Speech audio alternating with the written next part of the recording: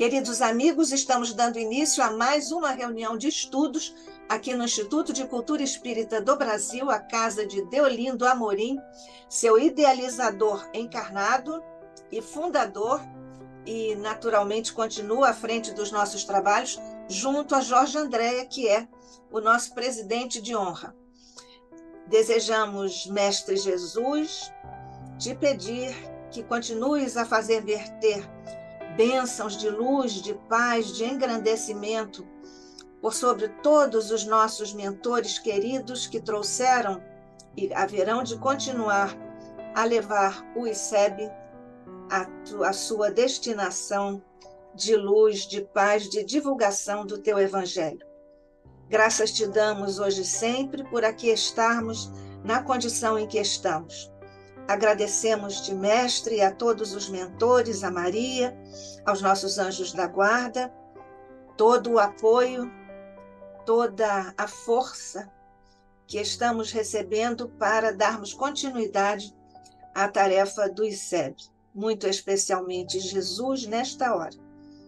Nós renovamos o pedido de nosso pequenino coração para que continues a verter bênçãos de resiliência, de resignação, de paz, de luz e de fortalecimento a todos os nossos irmãos que enfrentam duras provas e expiações em todos os cantos do planeta que tão amorosamente diriges. Muito especialmente Jesus, verte por sobre nosso querido irmão, companheiro e amigo Denizar de Souza, que mais uma vez vem até nós, para nossa alegria, trazer o fruto de suas reflexões, de seus estudos, de seus aprofundamentos. Guarda-nos todos na tua paz e na tua luz e concede-nos, Jesus, abertura em mentes e corações para melhor usufruirmos de toda a grandeza que certamente estará à nossa disposição neste estudo. Fica conosco, graças te damos, sob o olhar de nosso Pai. Assim seja.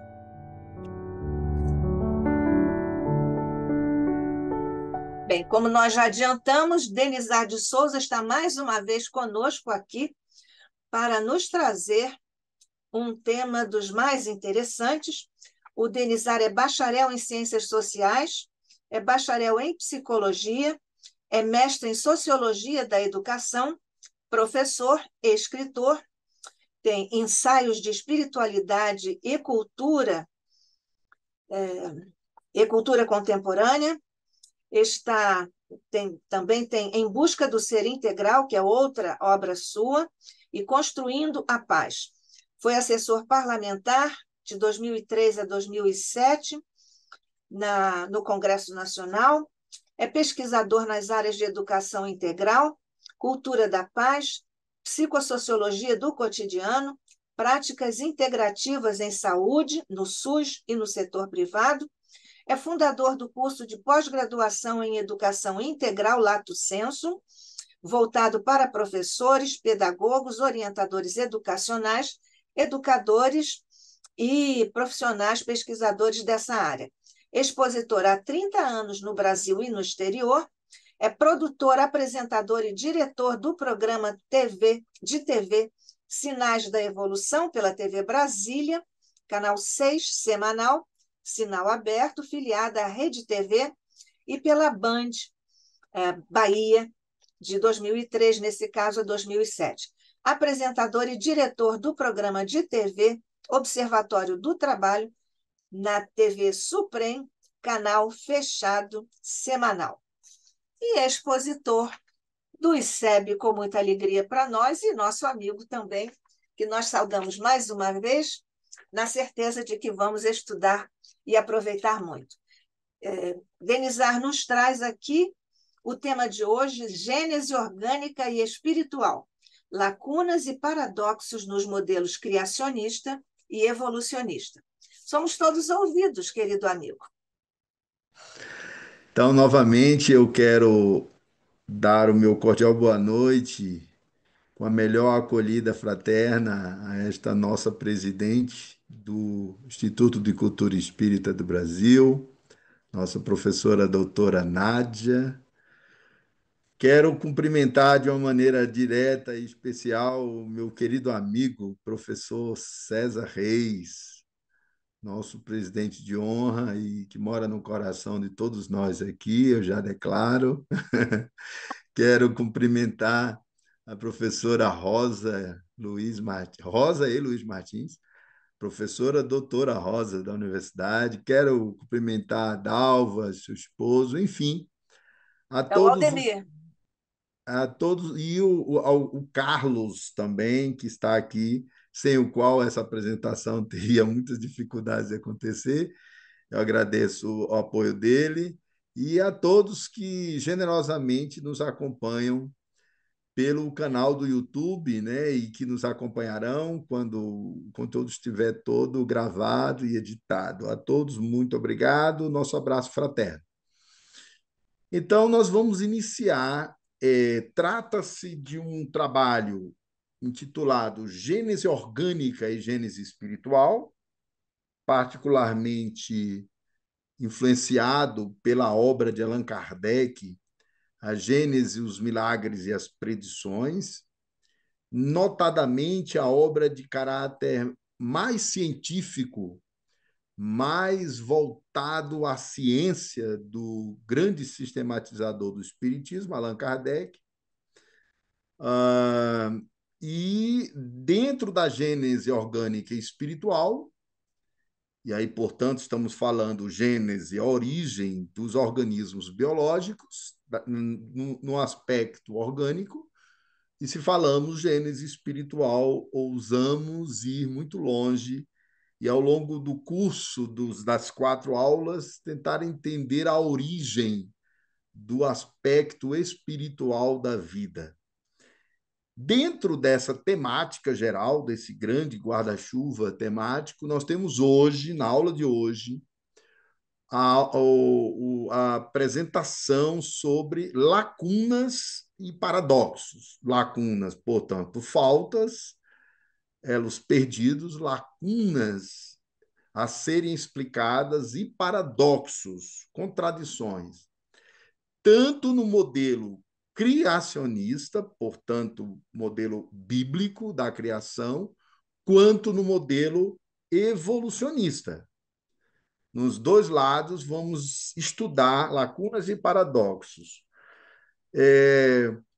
Dizer que esta aula de hoje, na sequência das aulas, vai ser a aula que nós chamaremos de o núcleo duro, a parte mais difícil do nosso trabalho, porque nós vamos ter que entrar, para que a sequência faça sentido, em aspectos da biologia e de uma biologia do 19, né? Uma biologia darwiniana, uma abordagem evolucionista materialista, para que a gente possa entender as contradições desse modelo e depois colocar mais adiante a biologia mais contemporânea, esta sim, a biologia molecular, a biologia dos genes e do código genético humano, do genoma, em diálogo com a espiritualidade. Vamos ver se conseguimos fazer isso.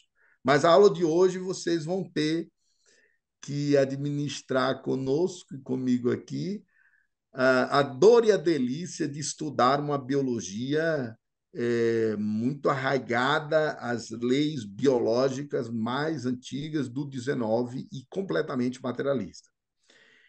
Aí nós vamos entender onde é que estão as lacunas e os paradoxos desses dois modelos. Então, eu vou pedir ao meu amigo Carlos que comecemos a liberar os slides para que a gente possa entender o tema. Então, o título da aula, Lacunas e Paradoxos, não é? Vazios e contradições dos dois modelos, não é? E podemos ir para a primeira lâmina, primeiro slide aí com conteúdo. Então, o que acontece? Bom, vejam que aí está colocado na forma de pergunta, né? Mas, de fato, há uma situação de antagonismo de paradigmas. Até hoje, criacionismo e evolucionismo pouco dialogaram. Em países como Estados Unidos da América do Norte, é motivo de dissensão política. Há estados da grande federação norte-americana que são criacionistas por lei e aprovaram leis para proibir o ensino do evolucionismo. E o criacionismo e o evolucionismo são, na verdade, duas faces de uma mesma moeda, mas postos em confronto aberto. Mas aqui eu coloquei na forma de pergunta e vocês vão ver que, de fato, o criacionismo bíblico ele não consegue conciliar com o evolucionismo darwiniano. Então, nós vamos ver aqui de lado a lado como é que eles se sustentam, né? Quando você vai para o Velho Testamento, você encontra no Gênesis, que é o livro primeiro do Testamento Antigo, que você tem o Gênesis, os profetas, Deuteronômios, e segue, né, até culminar com o Novo Testamento, o Gênesis, Números, que é mais um livro do Velho Testamento, né, os profetas, mas Gênesis é o primeiro. E a narrativa bíblica é muito clara, não é? Deus criou o mundo em 6 dias e no sétimo ele se arrependeu. E o primeiro princípio do criacionismo é as espécies foram criadas prontas, acabadas e separadas. Então, cada espécie já surge pronta, completa. E é importante dizer que a data que se põe é 4.000 anos antes de Cristo, o que dá 6.000 anos da nossa era, segundo a crença bíblica, né?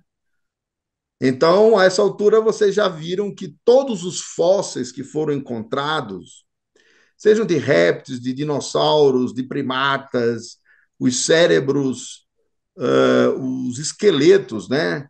Recentemente foi encontrado o esqueleto de uma menina da espécie Australopithecus afarensis, uma menina que tinha 12 anos e ela é encontrada, o esqueleto dela, e tem somente a data de 3 milhões de anos. Isso foi encontrado na África, num país central da África, tem coisa de 10 anos isso, e a revista Nature publicou na capa, né, o esqueleto dela, porque ela morreu afogada em uma das enchentes e estava entre as rochas o esqueleto completo de uma menina da espécie Australopithecus afarensis, né, que é muito anterior aos sapiens. Então, no criacionismo não tem isso, as espécies surgem prontas, não há evolução, acabadas e separadas. Aí, quando você vai para o lado do evolucionismo darwiniano, utilizando-se o modelo da física, né, o universo tem 14 bilhões de anos, no famoso Big Bang, a grande explosão originária. No lado criacionista, há uma coisa muito curiosa.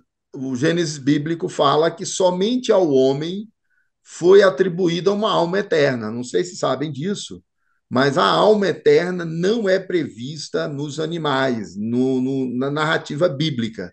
Somente ao homem é atribuída uma alma eterna por Deus, não é? Do outro lado do evolucionismo, ainda com a data da Terra, agora a Terra 4,5 a 4,8 bilhões de anos, aproximadamente 5 bilhões de anos é a idade do planeta, e os senhores devem pensar o que aconteceu se tem 5 bilhões de anos a Terra, nos 9 bilhões de anos que antecederam, o que é que se deu, o que é que aconteceu, é muita coisa, e tem muita história antes da própria Terra, né?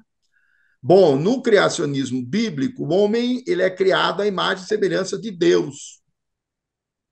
Então, é como se o homem fosse um protótipo divino, ele é criado à imagem e semelhança de Deus. Alguns melhores teólogos disseram: não, o homem foi criado à imagem, mas a semelhança cabe a ele obter.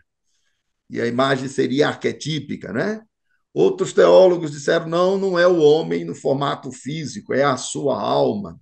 E vai melhorando a situação, mas na visão bíblica, no texto bíblico, o homem foi criado à imagem e semelhança de Deus. Do lado evolucionista, ao invés dos 7 dias da criação bíblica, você tem as eras geológicas. Mas tem um período imenso em que o planeta era uma bola de fogo e foi se compondo as camadas rochosas. Outra era que o planeta esteve profundamente frio, gelado. Não é? E as eras vão se passando até chegar no Neolítico, quando começa o processo evolucionário que vai culminar com os sapiens. Bom, o mundo, como já falei, foi criado há 4.000 anos antes de Cristo, na narrativa bíblica, só que a origem da vida na visão evolucionista são 4 bilhões de anos. É, na narrativa bíblica, não há nem passado nem futuro evolucionário. As espécies foram criadas prontas, não tem passado e não tem futuro, porque é uma criação definitiva. Então aqui vai uma coisa curiosa, né? Até muitos espiritualistas, quem sabe até nós espíritas às vezes, acreditamos que a espécie que está hoje no planeta, que é considerada mais evoluída, os sapiens, é a última, né? Só que não é. O planeta tem mais 5 bilhões de anos pela frente, e os senhores se preparem que este cérebro que nós temos hoje, com essa camada fantástica chamada neocórtex, que tem raciocínio, que tem emoção, que tem senso-percepção, que tem racionalidade, e que é a última camada da evolução, o córtex ou neocórtex, daí o nome, ela vai ser superada com a evolução biológica e outras espécies virão pela frente, porque ainda tem pela frente 5 bilhões de anos, é o tempo da Terra, segundo os cientistas. O oceano é o berço da vida, na visão evolucionista. Na visão bíblica, tudo deriva de um casal chamado Adão e Eva. Curioso é que Adão e Eva têm 2 filhos, Caim mata Abel, e Caim sai e encontra a terra de Nod, e encontra comunidade, cidade, pessoas, e lá se casa, e a geração de Caim é amaldiçoada. Isso é texto bíblico, podem procurar. Já na visão evolucionista, a causalidade é ascendente. O evolucionismo darwiniano trabalha do micro para o macro, do simples ao complexo, do unitário ao múltiplo.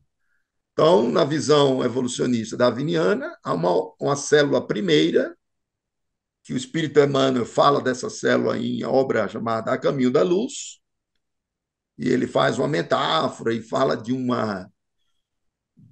beijo cósmico, de um contato cósmico entre a energia divina e aquelas primeiras proteínas e aminoácidos no oceano primitivo, que vai culminar com a célula primária, primeva, né? Mas a causalidade é ascendente, do micro ao macro, do simples ao complexo, e do unitário ao múltiplo, porque a evolução ela vai de uma célula, de colônias celulares, de poucos seres, para a diversidade de espécies, que vai do primata ao homem, do elefante à girafa, do Aedes aegypti, que está atormentando a nossa vida, passando por bactérias e vírus e seres aquáticos, do tubarão ao que você possa imaginar. Deus criou um paraíso de delícias, segundo a narrativa bíblica. Mas aí veio o homem e peca. Havia muitas árvores, só tinha uma que ele não podia tocar e ele tocou. E é a árvore do conhecimento, curiosamente. Ele pratica um pecado e esse pecado gera a perda do paraíso, a perda do paraíso de delícias. E essa queda do paraíso foi estudada por muitos autores, né? O que é isso? Essa perda dos ideais, essa perda do paraíso, né? Por que o homem cai na Bíblia? Ele está caindo de onde para onde, né? Onde é que está a simbólica do inconsciente coletivo nisso? Mas na Bíblia nós perdemos o paraíso e nós somos lançados ao mundo do trabalho. Não sei se sabe, mas a palavra trabalho vem, não é, de travalium, que é um objeto de tortura usado na antiguidade. Então o homem sai da delícia para o sofrimento da Bíblia. No evolucionismo, a evolução é linear, ela só tem uma direção, ela é científica, ela é racional e ela é secular. E não há a presença de Deus. Deus, na obra de Darwin, que é essa obra aqui, ó, A Origem das Espécies, publicada em 1859, não há lugar para Deus nesse evolucionismo darwiniano. Então, nós temos o mito da perda do paraíso na Bíblia, que está presente em diferentes culturas e religiões, não é? O evolucionismo darwinista, ele é emanatista. Olha a imagem aqui. Você começa nos oceanos, você chega nos vertebrados, passa pelos mamíferos, evolui na direção dos primatas. O que é emanatista? Uma espécie emana de outra. Daqui a pouco eu vou mostrar Kardec, o Kardec vai repetir isso. Kardec estudou a obra de Darwin, ele vai dizer literalmente que a evolução é emanatista, uma emanação contínua de aperfeiçoamentos e transformações contínuos. O criacionismo bíblico é escatológico, ou seja, a Bíblia prevê o fim do mundo, gente. Segundo o Gênesis e o Apocalipse, num dado momento o mundo vai acabar, Jesus vai voltar, e aqueles que tiverem aceitado ele serão salvos e outros não. Mas é escatológico. Na Bíblia há o fim do mundo. Curiosamente, na teoria científica também há o fim do mundo. Eis um ponto de convergência. Só que o fim do mundo para a ciência, segundo os cientistas, é quando o Sol explodir. Então, o Sol é uma estrela antiga, sua massa está sendo consumida, ele é um fenômeno termonuclear, 400 milhões de graus centígrados no seu núcleo, hidrogênio e nitrogênio sendo queimado, é como se fosse 40 mil bombas atômicas explodindo permanentemente. Só que um dia, ele não tendo mais hidrogênio para queimar e nitrogênio, ele vai explodir. E na hora que o Sol explodir, aí nosso grãozinho de areia explode junto com ele. E eu imagino que a essa época não existirá mais na Terra sequer vida. Imagina a vida orgânica. Vida de nenhuma espécie, porque já terminou a nossa missão por aqui. Isso é o destino de todas as estrelas e de todos os planetas. Então, a ciência é escatológica também. O criacionismo é teleológico. O que é teleologia? O criacionismo, imagine uma história que tem começo, meio e fim, tem um sentido, tem um propósito. Há um divino propósito na versão bíblica. No evolucionismo darwiniano, não há propósito nem há sentido. A evolução é uma evolução cega, por efeito de leis biológicas, mas sem propósito. Isso é muito importante compreender. Não há teleologia, não há propósito na evolução darwiniana. Os principais fundamentos do darwinismo, os mecanismos evolucionários, as espécies competem entre si, as mais adaptadas sobrevivem às mudanças do meio ambiente, as menos adaptadas desaparecem, e esse é basicamente o fundamento principal, a gente vai voltar a isso. Bom, aqui vocês têm a imagem da mão de Deus, né? Podem lembrar da frase bíblica, faça-se a luz, e a luz foi feita. Essa metáfora está no livro dos Espíritos, e o poder da divina mão no criacionismo bíblico. E em cima a imagem de uma evolução linear nas espécies, culminando com os sapiens. Vamos lá. Aqui eu estava elaborando esse trabalho, né? E eu estava com muita referência de autores da ciência e tal. E o Espírito disse assim para mim: meu filho, coloque Kardec, não faça uma coisa dessa. Porque o Kardec estava previsto para as aulas posteriores, mas aí eu já vou colocar Kardec, porque eu não posso desobedecer a um apelo desse. Vamos ao Kardec. Gênese orgânica e gênese espiritual, né? Dois elementos, ou se quiserem, duas forças regem o universo: o elemento espiritual e o elemento material. Da ação simultânea desses princípios nascem fenômenos especiais. Qualquer um deles, se você abstrair qualquer um deles, segundo Kardec, você não consegue explicar adequadamente os fenômenos. Assim como se você abstrair da molécula da água, o oxigênio e o hidrogênio. Então, na visão de Kardec, desde o princípio ao princípio espiritual e o princípio material, ao psiquismo de origem espiritual e a biologia, desde o princípio. E da ação complexa, simultânea, integrada, interdependente, vai surgir todo o processo da biosfera e do planeta. No modelo criacionista, Deus está no comando. Não há leis biológicas autônomas. Os teólogos vão dizer, bom, fala-se de leis da natureza e tal, mas elas não são autônomas. E tudo quem comanda é Deus, e é da sua vontade que o mundo se fez. E o tempo todo a teologia se pergunta se Deus pode ou não alterar as leis biológicas ou físicas. Eu já vou jogar logo uma pimenta para vocês ficarem pensando. Jesus, ele teve vivências há 2000 anos que você fica tentando entender o que aconteceu. Jesus andou sobre as águas, né? Se você pensar em um modelo puramente religioso, você diz, bom, no modelo bíblico, ele era o próprio Deus, ele tinha todo o poder, ele chegou para a lei da gravitação e disse, lei da gravitação universal, retire-se desse perímetro aqui, por favor, e a gravitação desapareceu e ele flutuou sobre as águas.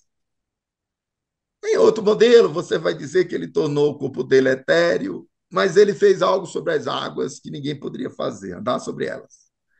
Ele alterou características biológicas da água e do vinho e tornou água em vinho e pedra em pó.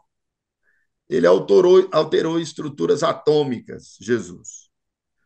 Mas o modelo criacionista não há atenção às leis da natureza, porque Deus está no comando. No modelo evolucionista de Darwin, não precisa de Deus. Deus é desnecessário na obra de Darwin. As leis biológicas explicam suficientemente o processo evolucionário. Os senhores têm todo o direito de perguntar agora, será? Né? O famoso será. Essas leis são baseadas em processos naturais e as principais são hereditariedade. A hereditariedade em Darwin é decisiva. Ele não sabia ainda da genética, mas já se conhecia as leis da hereditariedade. Um determinismo biológico e hereditário, que vai fazer com que os caracteres sejam transmitidos ao longo das gerações. Adaptação e desadaptação, as mudanças ambientais, isso aqui é fácil de entender. Ora, se a temperatura aumenta ou diminui, se uma região que era terra vira oceânica, se as placas continentais se descolam, se há mudanças no ambiente da Terra, essas mudanças afetam, segundo Darwin, o processo da própria hereditariedade. Porque você tem uma mudança nas características biológicas e as espécies vão respondendo, se adaptando, né? E à medida que se adapta, transmite para as novas gerações por resposta adaptativa. Parte significativa dessas espécies que não se adaptam desaparecem, outras, vem lá um meteoro gigante e mata os dinossauros, mas os fatores climáticos vai fazendo espécies desaparecerem e outras permanecerem. O cruzamento das espécies vai gerar novas espécies. Mas, basicamente, o Darwin trabalha com hereditariedade, adaptação e desadaptação, as mudanças ambientais e cruzamento das espécies. Vamos agora para o modelo espírita, o modelo de síntese. O modelo espírita será criacionista, evolucionista, ao mesmo tempo. Primeira coisa, admitimos uma causalidade primeira. Deus como inteligência suprema e causa primária de todas as coisas, ou primeira. Essa causalidade divina é uma consciência cósmica. No livro dos Espíritos, ela é onipresente e onipotente. Para essa consciência cósmica, não há passado e futuro, o tempo não existe. Allan Kardec, a Gênese, para Deus, o passado e o futuro são o presente, frase de Kardec, né? Não há temporalidade para Deus.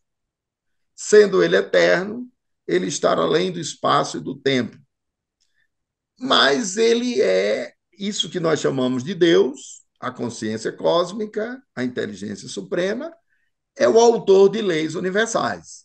Aí nós admitimos que ele é o autor de leis físicas, como a da gravitação universal, o universo tal qual originou-se há 14 bilhões de anos atrás, tendo como impulso a consciência cósmica, Deus gerou ao mesmo tempo espaço e tempo.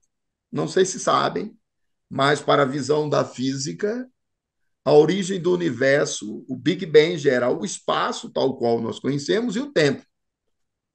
E aí nós diremos, e a física também, junto com ele, a gravidade, que a gravitação é a lei física que permite as galáxias irem se expandindo. E ela é um cálculo matemático, 10 elevado à 40ª potência. Ela é uma lei que faz os objetos celestes, a poeira cósmica ter se espalhado, as galáxias se constituído e tudo mais.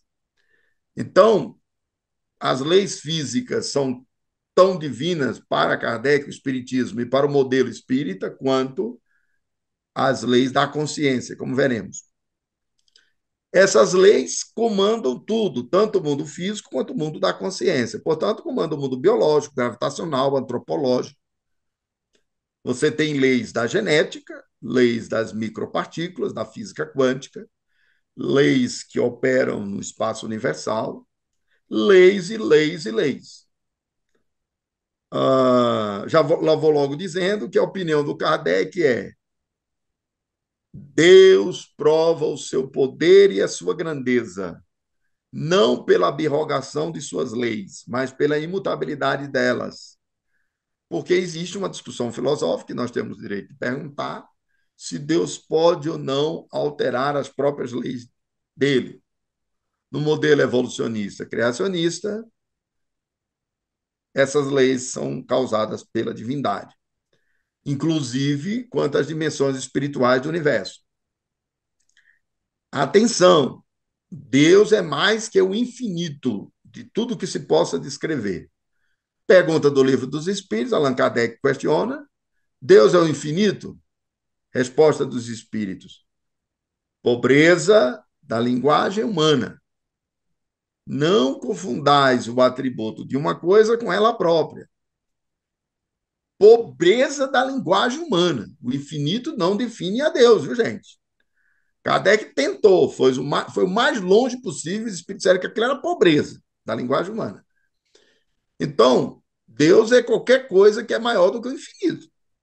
Não é? O infinito é aquilo que não tem limitação no espaço e no tempo. Não tem limitação no espaço, né? Não tem fronteira, é o infinito. O infinito, os espíritos dizem, é o desconhecido. E eles dizem que não tem como definir a Deus porque falta-nos um sentido. Capítulo 1, aquelas primeiras questões do Livro dos Espíritos. Agora vamos lá, vamos esclarecer uma coisa, gente. Deus não é nem moral nem amoral. Moral é uma construção humana. A palavra moral vem de moros, do latim, e moros significa um lugar. A gente pode falar da consciência divina operando por leis conscientes no universo. E essa consciência é nos habitar. Agora, moral é uma construção evolucionária humana. Teve época que era moral a vingança. As leis de Moisés, no Velho Testamento, afirmava dente por dente, olho por olho. Isso era a moral da época. Vocês querem? Vamos subir de nível? Vamos falar da moral do perdão e da moral da inofendibilidade? Jesus ensinou o valor do perdão. Ótimo. Nós precisamos do perdão. Só que o perdão é mais atrasado que a inofendibilidade. Querem ver? Ele, ele nos ensinou o perdão, mas ele, Jesus, era inofendível. A inofendibilidade, segundo Francisco de Assis, ele dizia: perdoar é necessário, tornar-se inofendível o suficiente. A maioria de nós não sabe o que é perdoar, muito menos ainda o que é ser inofendível. Vocês vejam que são valores da moral, inclusive do evangelho. Só que Deus não construiu nem moral, Deus é consciência. E nós vamos compreender que a evolução faz a consciência se expandir. E à medida que se expande, se aproxima de suas leis. Mas a moral e os valores, eles são evolucionários, eles são marcados pela evolução. Não é? Então, o que a gente pensa ser moral é para nosso nível de consciência. Em níveis superiores, aquilo não é moral, aquilo seria imoral até. Não é? Então, moral e amoral são conceitos humanos, construções de problemas da ética e dos valores humanos. Consciência é outra coisa, como veremos. Deus é, nós existimos. Deus é porque ele não é um ser capturável pela manifestação. Deus é. Aí alguém dirá, mas ele é onipresente. Bom, se ele é onipotente, ele é onipresente. Agora, existe Deus em si, ele é eterno, ele é consciência, ele não está na manifestação dos fenômenos, né? Ele não, ele não, ele não está preso, inclusive o Kardec diz isso, né? Deus não pode estar preso à mutabilidade da matéria, nem de coisa nenhuma, porque ele é imutável. Só é imutável aquilo que é. Aquilo que se manifesta no plano da criação é mudança, é mutável. Então, Deus é, nós existimos. Enquanto fenômenos provisórios, nós, né? Na matéria, na física, na biologia, na matéria biológica, na genética, no fluido cósmico universal, na consciência ego-identificada, que a gente vai perder com a evolução, na consciência transpessoal, que nós vamos superar, nas dimensões espirituais. E um dia nós saltamos para a vida eterna. Vamos lá. Muita gente confunde vida imortal com vida eterna. A vida imortal é a vida do espírito. A vida eterna, já está dizendo, é a vida de seres que, na visão do espiritismo, já completaram o seu processo evolucionário e que já estão na consciência pura. Eles não têm mais uma consciência ego-identificada, um conjunto de memórias de reencarnações. Eles estão na unidade. Vocês querem a descrição disso? Emmanuel, primeiro tópico do A Caminho da Luz. Comunidade dos Espíritos Puros. Ali está a vida eterna. A vida não mais sujeita à lei das reencarnações. Uma consciência que não dispõe mais de ego separado, gente. Ego individualizado e separado. Os espíritos puros estão na comunhão divina, estão na integração e na unidade com Deus. E não fui eu quem disse isso, não. Quem disse foi Jesus. Eu e o Pai somos um só, Jesus, João 13:30. Os seres que estão na vida eterna estão na unidade com Deus, eles são eles e estão partilhando da divindade. É alguma coisa que nós não vamos compreender, porque essa altura não se tem mais perispírito. Kardec falou disso.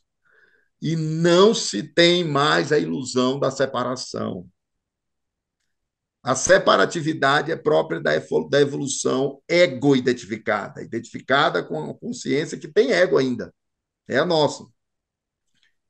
Para os quais não há mais tempo nem espaço. Eles estão na vida eterna, na comunhão com Deus. Querem ver Jesus orando no Horto das Oliveiras? Vamos ver se não foi ele próprio que disse isso. Glorifica-me, ó Pai, em ti mesmo, contigo mesmo, com a glória que eu tinha ao teu lado antes que o mundo existisse. Jesus disse que estava em Deus antes que o mundo. A palavra mundo, traduzida para o grego, é cosmos. Lá na tradução no grego, é cosmos. De que mundo ele estava falando? Do planeta Terra? Do sistema solar? Da galáxia? Do universo que tem 14 bilhões de anos? Eu não sei responder isso, não, viu, gente? Como eu não sei responder muita coisa. Mas eu garanto uma coisa: está na oração dele. Ele afirma que está na glória que eu tinha ao teu lado antes que o mundo existisse. E este ser, que Emmanuel chama de governador espiritual da Terra, ele reveste-se de uma individuação e Christos manifesta-se como Jesus. Jesus é uma partícula individualizada de Christos, que está na unidade com o Pai, que já cumpriu sua evolução, e nós não sabemos nem onde nem quando ele cumpriu essa evolução. Só posso lhes garantir que não foi na Terra, acreditando em Emmanuel. Cristo está na origem do planeta. Então, ele é antes que o mundo exista. Está na oração dele, está certinho. No Horto das Oliveiras. No final, vocês perguntam, gente. Eu vou tentar correr para deixar tempo para as perguntas. Vocês veem aí a obra do Kardec completa e vocês vão ver agora o Darwin influenciando o Kardec. Allan Kardec nasceu em 1804, fez a passagem em 1869, era um típico francês que estudou, antes de estudar Darwin, nas escolas francesas, na formação em ciência e letras, ele estudou Herbert Spencer, ele estudou Augusto Comte, ele estudou Jean-Baptiste Lamarck, porque a obra de Darwin mesmo só é publicada em 1859. Kardec publicou o Livro dos Espíritos em 1857. E essa frase do Kardec aqui é do livro A Gênese, página 204. Olha o Darwin influenciando o Kardec completamente aqui. Vamos ler? Por pouco que se observe a escala dos seres vivos, do ponto de vista do organismo, da biologia, é-se forçado a reconhecer que, desde o líquen até a árvore e do zoófito até o homem, sem solução de continuidade, e os senhores estão autorizados agora, nessa aula que vamos questionar a Darwin, transformar a frase em pergunta, sem solução de continuidade ou contínuo? Essa é a pergunta das aulas. É a lacuna fóssil de Darwin. É o elo perdido. Kardec, seguidor de Darwin, vai dizer sem solução de continuidade, no qual todos os elos e anéis estão, né, eles estão conectados, tem um ponto de contato com o precedente. Viu a visão emanatista, uma espécie sendo gerada da outra, interconectada com o passado? Aí ele vai completar. Agora é Darwin puro. Kardec leu Darwin, gente. Kardec era um darwinista. Pode ter certeza disso. Também. Também. Não só, mas também. Acompanhando-se passo a passo a evolução dos seres, dizia que cada espécie resulta do aperfeiçoamento da outra. Uma é a transformação da imediatamente inferior, né?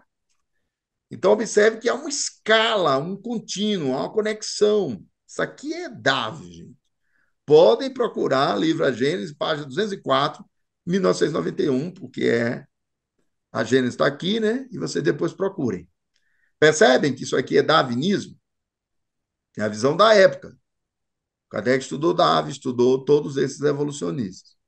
Aí agora nós vemos um cientista que ele está voltando, que é Jean-Baptiste Lamarck. Ele está voltando com a epigenética, como a gente vai ver nas aulas posteriores. Ele foi mestre de Darwin, nasceu em 1744, desencarnou em 1829.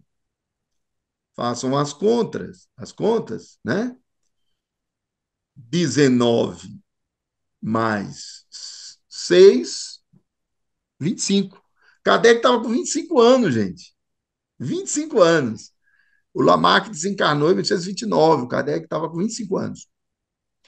Ele é precursor do evolucionismo moderno.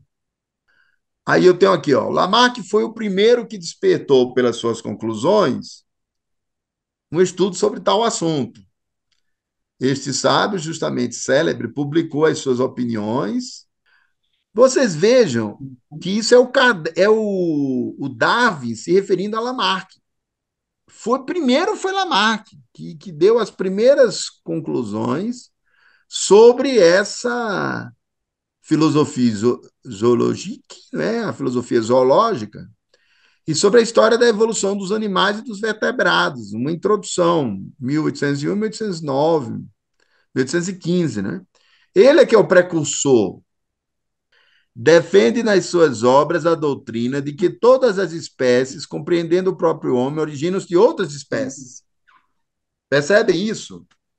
O Lamarck já apontava que as espécies estão interconectadas, uma deriva da outra, pelo processo de adaptação, pelo processo de seleção natural, conflito entre as espécies, adaptação e desadaptação às mudanças ambientais. Foi ele o primeiro a prestar à ciência o grande serviço, declarar que toda alteração no mundo orgânico, bem como no mundo inorgânico, é o resultado de uma lei e não uma intervenção miraculosa. Então, aí a ruptura, tá vendo, gente? No criacionismo, o que vale é a intervenção miraculosa. Na biologia e na evolução, é uma lei. Já em Lamarck, a impossibilidade de estabelecer uma distinção entre as espécies e as variedades, a progressão tão perfeita de alguns grupos e a semelhança das produções domésticas, parecem terem conduzido Lamarck às suas deduções a respeito das transformações graduais das espécies. Então, você tem aqui um problema, né?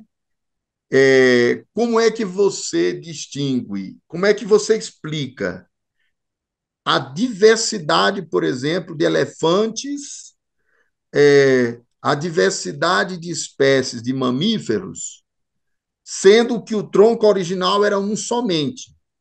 Então, você tem uma espécie que vai gerar todos os jacarés, uma espécie que vai gerar todos os cães, uma espécie que vai gerar todos os cavalos. Essa complexificação, essa diversidade é um problema, não é? E aí ele vai ser o primeiro a falar da alteração do meio ambiente e vai falar do cruzamento das espécies para explicar isso. A impossibilidade de estabelecer uma distinção entre as espécies e as variedades. A progressão tão perfeita em alguns grupos, né, que, como já vimos. Quanto às causas da modificação, procurou-as ele, em parte, na ação direta das condições físicas da vida, no cruzamento das formas já existentes, sobretudo no uso e não uso, isto é, nos efeitos do hábito. Então, Lamarck ele vai tentar explicar, como os senhores sabem, né? E depois o Davi diz, não, mas não foi isso. Por que o pescoço da girafa cresceu e se propagou por gerações? Porque ela passou a usar nas florestas pela necessidade de alimentação em árvores muito altas, né? O uso de um órgão favorecendo o seu desenvolvimento e a propagação através de gerações. Isso é a lei do uso e do não uso. É esta última causa que parece ligar todas as admiráveis adaptações da natureza, tais como o pescoço longo da girafa, como já vimos. Admite igualmente uma lei de desenvolvimento. Ora, como todas as formas da vida, tende também ao aperfeiçoamento, explica ele a existência atual dos organismos muito pela geração espontânea, né? Então, o grande precursor disso foi o Lamarck. Aqui está dito, o meio cria necessidade que induz mudança nos hábitos, nas formas dos indivíduos. Então, o meio se torna mais frio, cria-se a necessidade de uma nova pelagem. O meio se torna inundado por água, cria-se a necessidade de nadadeiras, não é? O ambiente sofre modificações, os organismos procuram adaptar-se a ele. Características adquiridas são transmitidas aos descendentes, segundo Lamarck, e a natureza não faz nada bruscamente. Bom, agora a gente vai começar a questionar os evolucionistas e entender os problemas que eles nos colocam. Essa foto que vocês estão vendo aí é do professor Amit Goswami. Ele é professor de física quântica da Universidade de Oregon, nos Estados Unidos. Ele está aposentado, sua origem é a Índia, e ele escreveu esse livro maravilhoso que eu recomendo para vocês, A Evolução Criativa das Espécies. Olha o que ele vai dizer. Segundo Lamarck, as novas espécies evoluem das ancestrais, herdando características adquiridas. Contudo, a história tratou Lamarck com pouca gentileza, como observou Francis Hitchens. O motivo está em uma interpretação errônea daquilo que Lamarck quis dizer com características adquiridas. A objeção usual é que o filho de um halterofilista, por exemplo, não terá necessariamente músculos avantajados. E se um gato perder uma perna traseira num acidente, seus filhotes não nascerão sem a mesma perna traseira, né? Então, aqui ele vai dizer que a interpretação do Lamarck foi equivocada. Por isso que trataram ele tão mal na ciência. Estes não são bons exemplos daquilo que interessava a Lamarck. Ele acreditava que o uso e a falta de uso de um órgão, pela influência do ambiente, poderiam afetar a evolução. Então, primeira coisa, se uma nadadeira deixa de ser utilizada porque a região se tornou seca, né? Se uma asa deixa de ser necessária em uma dada extensão, ou se um tipo de pulmão, ou se um tipo de Gelras, um tipo do que quer que seja, uma pata, uma cauda, o tamanho de um pescoço, ele deixa de ser necessário por influência do ambiente, isso poderia afetar a evolução. Então, ele coloca a lei do uso e do desuso em conexão com as mudanças ambientais. A topeira, cujos hábitos exigem um uso limitado da visão, tem olhos diminutos, que mal são visíveis. Ora, um peixe que vive em uma região profunda do oceano, o que vai acontecer? A não utilização, esse tipo de interação com o meio ambiente, o fato dele não usar a visão, vai fazer com o órgão ligado ao meio ambiente se atrofie completamente, porque a luz não chega até ele. Então, era disso que o Lamarck estava tratando, né? Uma mudança funcional no organismo por efeito de uma mudança no meio ambiente. Só que isso sendo transmitido às gerações futuras, a alteração daquele caractere. Vale lembrar que uma pessoa ficará com a pele grossa na sola dos pés se andar sempre descalça. O avestruz ficará com calos nos joelhos, pois se ajoelha sempre. Esse tipo de mudança, como resposta ao ambiente, é o ponto do lamarquismo. Então, você tem uma mudança nos organismos por interação ambiental. A pergunta é: como é que isso afeta, como é que as alterações anatômicas, fisiológicas, funcionais dos órgãos, como é que isso chega a se modificar quando o ambiente se transforma? A questão da genética, a questão do gene, a questão da biologia celular, molecular. É isso que nós vamos ver nas aulas posteriores. Aqui estão aparecendo os problemas para vocês pensarem.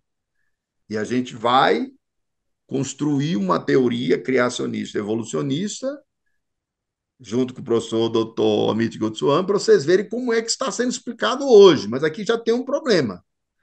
Há uma mudança no organismo. Como é que esse organismo, ao se transformar junto com o meio ambiente, como é que essa alteração anatômica, a perda da asa, a perda de uma camada do cérebro, o ganho, como é que isso se dá? Como é que isso chega na biologia molecular? É aí que a gente vai chegar na espiritualidade. Mais um lembrete: a principal objeção ao lamarquismo é que a informação se move na direção errada, ou seja, das proteínas para os genes, violando o dogma central. Então, o que é que você tem? Não, mas não pode. Se você modifica órgãos externos, se você modifica anatomicamente o tamanho, a estatura de uma espécie, a sua dentição ou o tipo de pulmões que tinha, e você, como é que você chega à mudança que transmite intergeracionalmente, né? Então, eles vão dizer, o lamarquismo está com uma direção evolucionária errada das proteínas para os genes. É aqui que está a questão que a gente vai estudar ao longo das aulas e tentar compreender. Vai-se analisar um argumento híbrido, lamarquista-darwinista, que procura evitar este problema. Nós diríamos aqui o argumento que vai ser nosso, espírita, criacionista, evolucionista. O doutor Amit Goswami, o texto é dele, ele fala, vamos juntar Lamarck com Darwin e resolver esse problema, que procura evitar esta questão, descrevendo como uma característica influenciada pelo ambiente pode se espalhar por uma população sem envolver inicialmente os genes. Aqui eu vou contar uma historinha para vocês terem exemplos, senão fica muito teórico. No livro Paradigma Perdido, o doutor professor Edgar Morin, ele conta uma história curiosa, que naturalistas, biólogos, observaram em uma ilha da América Central um conjunto de primatas, e esses primatas eram várias ilhas, era um arquipélago, ilhas que não se comunicavam umas com as outras. E se elas não se comunicavam, eles não podiam sair de uma ilha para outra.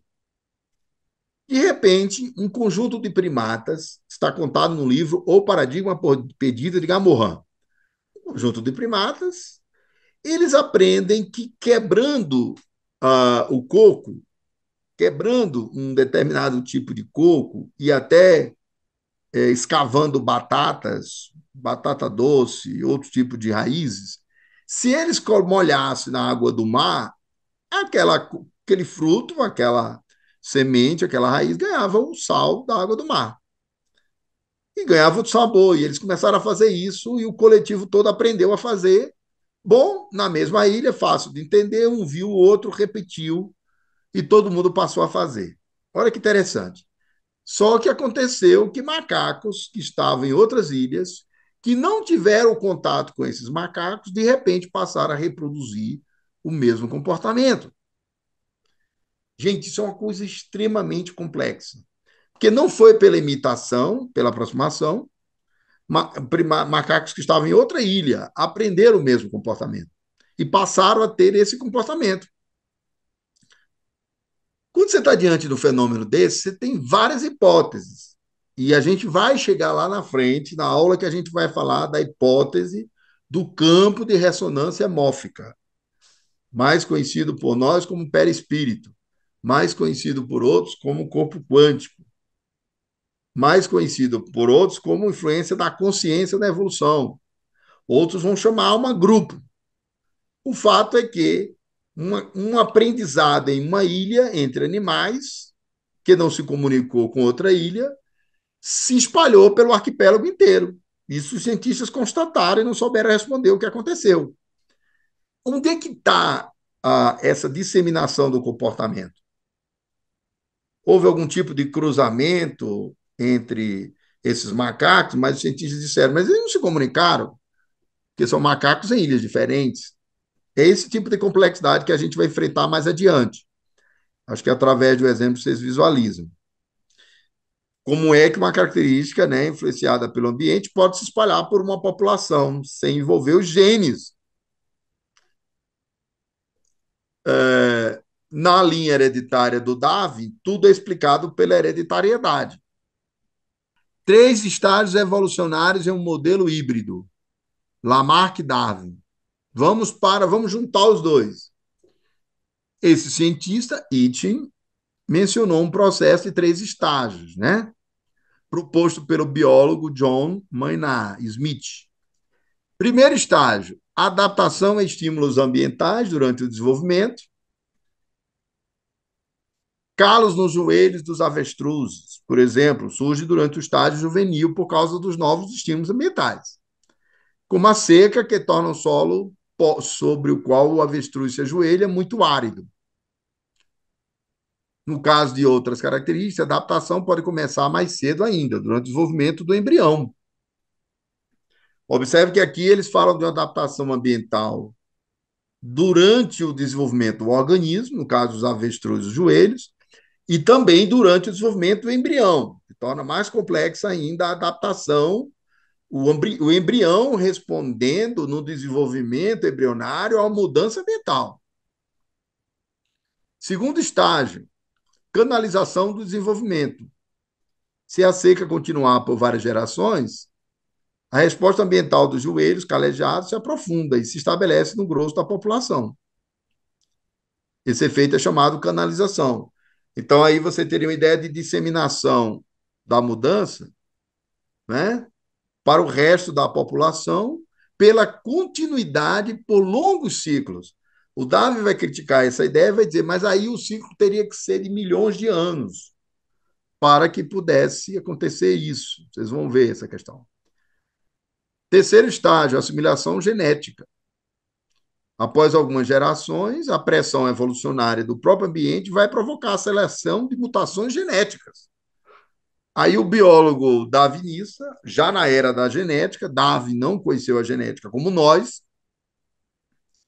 não havia genoma humano, por exemplo, mas já se sabia das leis da hereditariedade, os primórdios da genética com Gregory Mendel, lá no 19. Bom, assimilação genética. Após algumas gerações, o meio ambiente pressiona e altera as mutações, gera mutações genéticas, que talvez de forma gradual levará ao mesmo desenvolvimento canalizado. Nesse estágio, a resposta acontece com o estresse ambiental. Posso dizer que a assimilação genética está ocorrendo. Vocês vão ver que os cientistas vão fazer uma crítica a essa hipótese, porque o estresse ambiental precisaria ser um estresse, uma era do gelo de um tempo absurdo para poder gerar uma mudança dessa, uma era de calor, né? Aí vamos fazer a crítica a esse modelo. Afirma-se que o cenário de Maynard não é digno de crédito.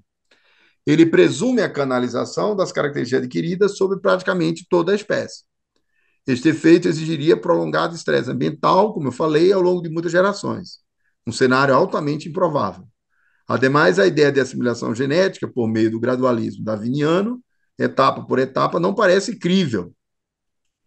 O tempo para isso seria curto demais. Existe uma alternativa? Gente, olha só o que eu vou falar para vocês. Darwinismo, ele é muito bom para explicar longas eras evolucionárias. Ele precisa de um gradualismo temporal imenso. Só que eu vou dar um dado para vocês assustador. Os cientistas sabem, pelos fósseis, que o Homo sapiens, que é a nossa espécie, ela levou apenas 1 milhão de anos, a bagatela temporal de 1 milhão de anos para se constituir. E antes disso, milhões e milhões de anos mantiveram os primatas estacionados, tal qual eles eram. Você pega os fósseis, aí de repente, não se sabe o que aconteceu, há uma mudança radical no padrão da evolução e os primatas, uma bifurcação de primatas começa a evoluir em uma direção surpreendente que em 1 milhão de anos constitui o cérebro do sapiens. 1 milhão de anos não é nada para a evolução biológica. Os primatas estavam parados, tal qual eles já eram, há milhões, milhões e milhões de anos. Alguma coisa aconteceu no curto espaço de 1 milhão de anos, que toda a nossa estrutura óssea foi se transformando. Nós tivemos australopitecos afarenses, homem de Neandertal, que o Sapiens já ainda encontrou na Europa, quando foi para lá. E mudou. É disso que está se discutindo aqui, né? Então, a teoria de etapa por etapa não resolve, principalmente nos saltos evolucionários. Já se conhece o mecanismo crível para assimilação genética, a evolução criativa. Pronto, aqui a gente começa a abandonar o modelo darwiniano e começa a falar de uma evolução criativa, criadora. Os prenúncios das próximas aulas, que é uma evolução com uma flecha temporal, com um propósito, é uma evolução com alma. É uma evolução que parece querer criar algo. Ela parece querer criar o neocórtex. Ela parece querer criar o Homo faber. o Homo, o bípede, o Homo demens, o Homo sapiens, ela parece querer criar, é a evolução criadora. E não a evolução simplesmente obediente às mudanças biológicas e ambientais. Quando toda a gestalt de variações genéticas estiver disponível, possibilidade, de um modo que se sincronize com a criação de formas canalizada, a consciência escolhe a gestalt simultaneamente. Vejam o que é a consciência. A consciência é o elemento espiritual. É aquilo que aparece no livro A Caminho da Luz, quando o Espírito Emmanuel diz que na passagem para os sapiens, espíritos mais evoluídos entraram na Terra. Então, a consciência, o corpo espiritual, o corpo quântico, gera um salto evolucionário. A consciência aqui já é evolução criativa. Quanto à questão da canalização de uma característica adquirida em toda uma população, pode-se encontrar uma causa mais plausível do que um longo estresse ambiental? A resposta é afirmativa, desde que seja superado um preconceito implícito na biologia, que os genes são o único sistema hereditário. Pronto, agora aqui a gente vai chegando na parte boa. Nessa última frase, vocês estão vendo um determinismo genético na biologia molecular, na biologia darwiniana, na biologia tradicional. Só os genes são o único sistema hereditário. Tudo está nos genes. O que não passa pela mudança genética não pode se transmitir para as próximas espécies. Então, não se admite a ideia de salto evolucionário, não se explica o elo perdido, e você fica num limbo sem saber por que é que um estresse ambiental mudou tanta coisa. Porque você não sabe explicar isso, você nem tem dados da biologia molecular da época, né? Como era o gene, como é o gene, né? O gene vivo. Porque uma coisa é o gene no osso, outra coisa é o gene do ser do organismo interagindo com a espécie. Das espécies que antecederam aos sapiens. Questão para as próximas aulas. Como é que as teorias materialistas explicam a vida e sua origem? Visualizemos então um sujeito moderno. Olha que legal isso aqui. Indo até o departamento de biologia de universidade famosa e criando o caos ao perguntar: o que é a vida? Alguns professores respondem: a vida é automanutenção, uma função das proteínas. Outros dizem que é autorreprodução, da qual o principal personagem é o DNA. Mas o sujeito não fica satisfeito, ele retruca que um cristal pode manter sua forma e uma fogueira aí no campo tende a se reproduzir. Mas não se pode dizer que esses sistemas estão vivos. Podemos? Então, automanutenção e autorreprodução não é suficiente para definir vida.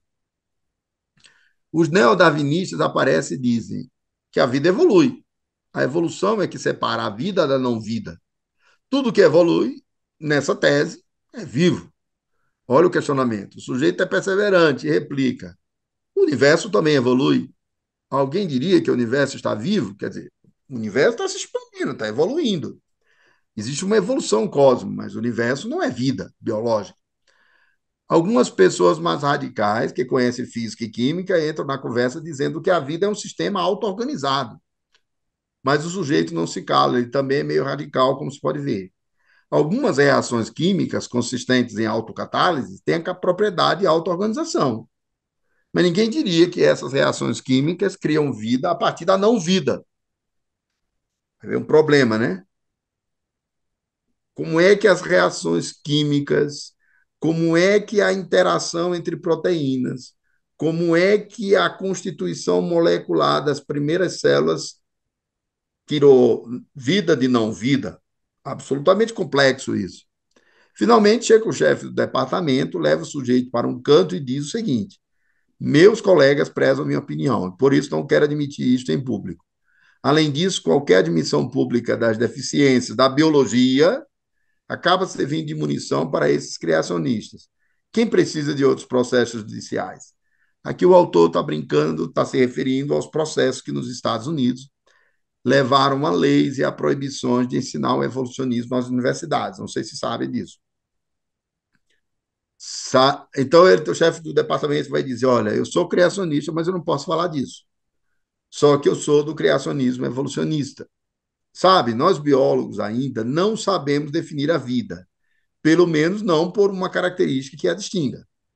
Assim contornamos o problema relacionando uma série de propriedades como características da vida e ficamos torcendo para que não apareça um sistema não vivo com tantas afinidades com um sistema vivo que demais é uma confusão. Gente, isso aqui é uma isso aqui está no livro do Amit Goswami, isso aqui é uma conversa de alto nível do domínio estritamente científico. Quais são as tais características que se apela para definir vida? Quais seriam essas características afins? Em um livro referencial de biologia, encontrou-se a seguinte gama de propriedades como parte da definição da vida, que foram transcritas em parágrafos. Vida é um sistema organizado, organização. Sistemas vivos são organizados a partir das células e multiplicam células ou tecidos para formar órgãos, até chegar ao organismo. Lembra daquele princípio? Conjunto de células forma tecidos, conjunto de átomos, de átomos forma moléculas, conjunto de moléculas forma células, conjunto de células tecidos, tecidos órgãos, órgãos subsistemas, subsistemas organismos. A organização é isso. Metabolismo. Sistemas vivos são capazes de manutenção por meio do metabolismo, com a entrada de material rico em energia e eliminação, na média, de material de baixa energia. Parte dessa energia atua como combustível dos processos vivos. Parte se acumula e é liberada no momento da morte, que é o fenômeno do metabolismo celular. As células precisam se alimentar, a membrana celular é o órgão de interface com o meio externo, e ali entram a, todas as moléculas, todos os elementos químicos necessários à manutenção da célula, inclusive oxigênio, através da alimentação das moléculas vivas, das moléculas dos alimentos, dos nutrientes, das proteínas, que se transformam em moléculas que alimentarão as células. Homeostase. Sistemas vivos podem manter a homeostase, mesmo sob condições ambientais ameaçadoras, graças à conversão, pelo menos parcial, de substâncias tóxicas em outras menos nocivas. Então, expiramos gás carbono, e inspiramos oxigênio. Isso é homeostase. Fazemos homeostase da temperatura. Liberamos calor, transpirando, sudorese. Não é? Os pelos ficam acendrados no frio, inclusive os cabelos.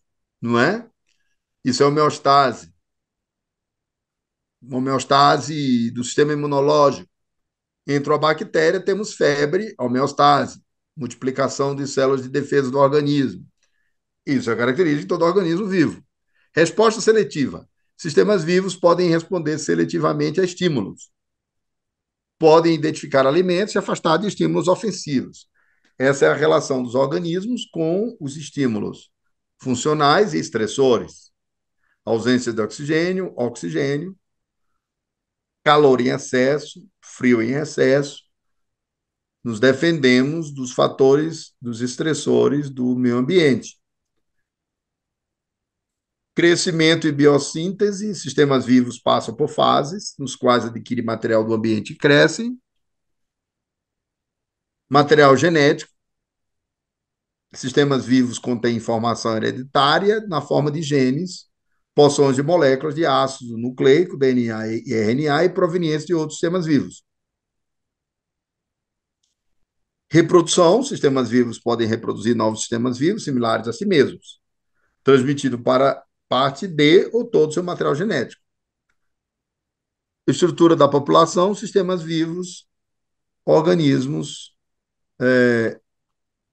formam populações, grupos relacionados por ancestrais comuns. Organismos são capazes de reprodução sexual e os organismos de uma população podem se reproduzir entre si. Quero dizer para vocês que, do ponto de vista biológico, nos sistemas vivos da Terra, a morte começa com a reprodução sexual, sexuada.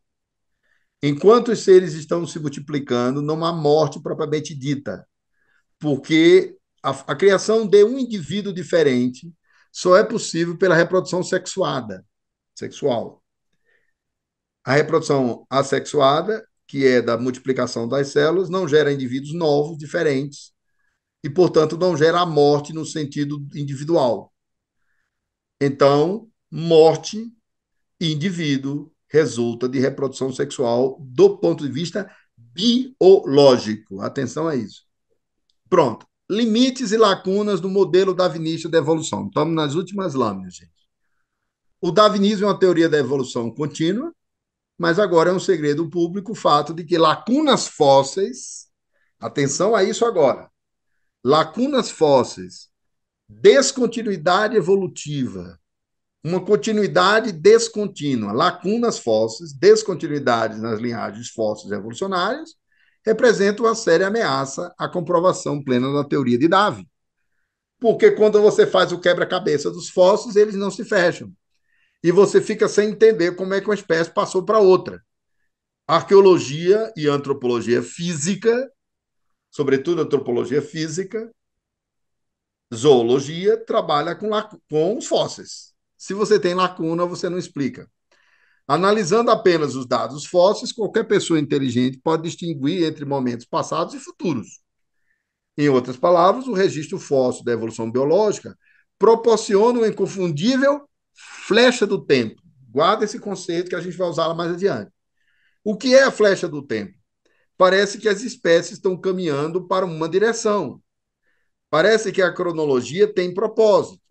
Parece que ela pretende algo, ela tem sentido, ela quer chegar a um ponto da evolução. E nós podemos afirmar de modo inequívoco que ela queria chegar no Sapiens. Para chegar no Sapiens, ela faz um caminho biológico.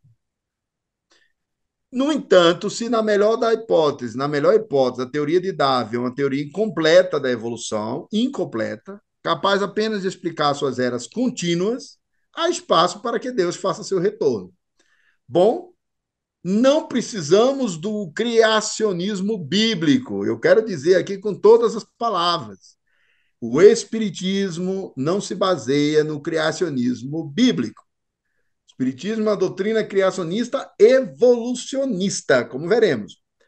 Então, se as eras são descontínuas, se há rupturas evolucionárias, se há lacunas fósseis, se há saltos evolucionários, há espaço para a consciência atuando na evolução. Essa consciência, no nível divino, é Deus, é a divina consciência. Os darwinistas, todavia, tentam compreender a tendência evolucionária na direção da complexidade e da inteligência. Então, eles dizem, bom, reconhecemos que a evolução é aumento de complexidade e aumento de inteligência nas espécies. Mas suas tentativas baseiam-se no conceito do determinismo genético, segundo o qual a evolução é determinada e movida pela necessidade de sobrevivência dos genes. Então, observe, sobrevive as espécies porque aquele gene foi suficientemente eficaz para sobreviver.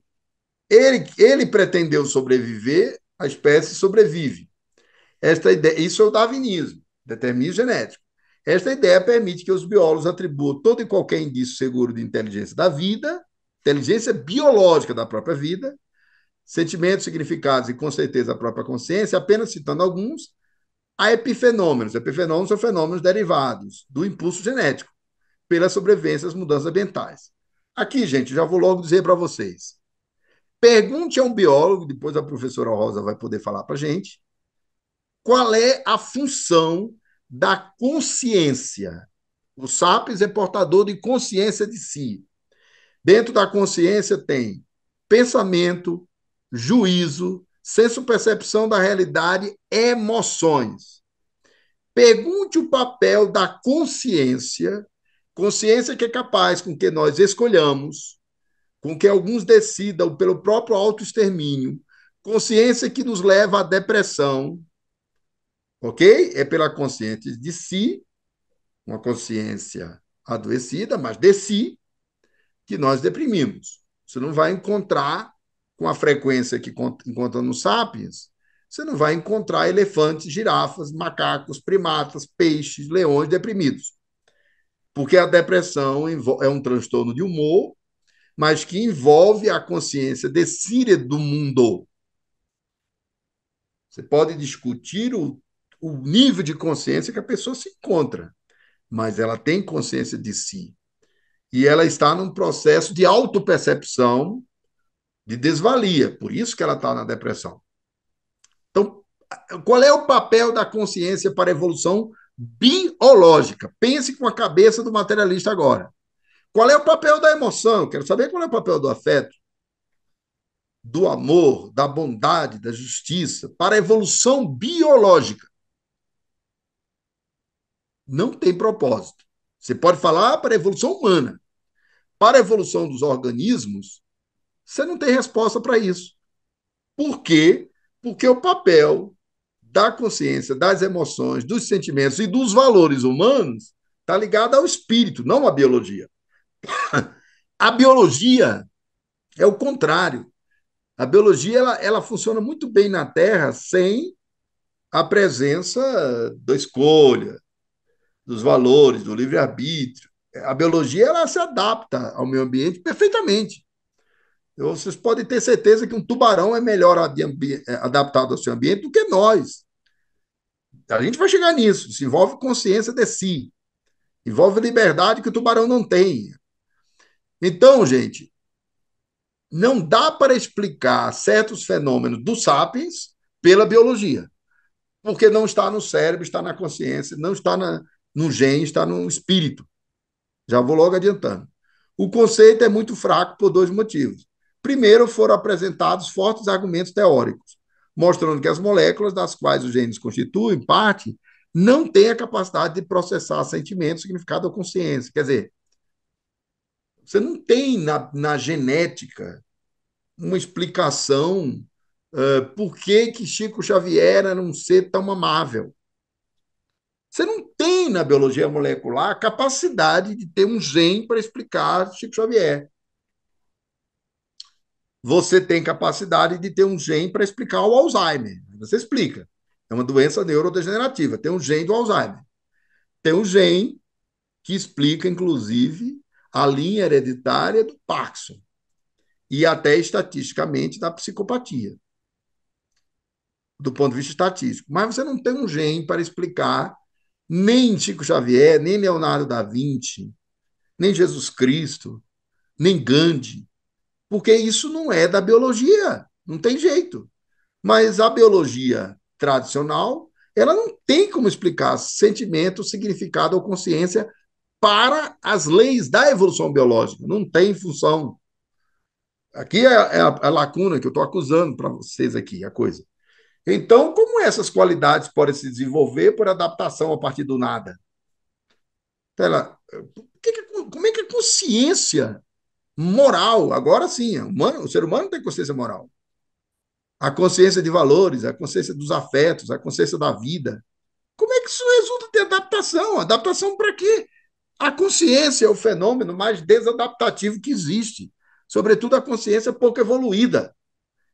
Pense na consciência, a razão, o pensamento, eu vou confundir todo de propósito, na Alemanha nazista. É a coisa mais desadaptativa que existe.